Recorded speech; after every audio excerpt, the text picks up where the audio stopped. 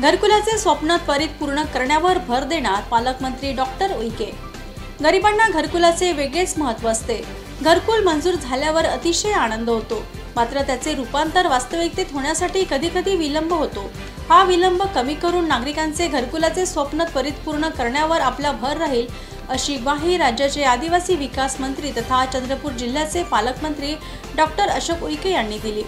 जिल्हा ग्रामीण विकास यंत्रणेच्या वतीने प्रधानमंत्री आवास योजना ग्रामीण अंतर्गत घरकुल लाभार्थ्यांना मंजुरी पत्र व लाभार्थ्यांच्या खात्यात प्रथम हप्ता वितरण कार्यक्रम प्रियदर्शनी सभागृहात आयोजित करण्यात आला होता।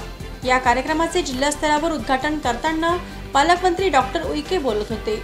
मंचावर आमदार सर्वश्री सुधीर मुनगंटीवार, किशोर जोरगेवार, राष्ट्रीय मागासवर्गीय आयोगाचे अध्यक्ष हंसराज अहिर, जिल्हाधिकारी विनय गौडा जीसी आदी उपस्थित होते।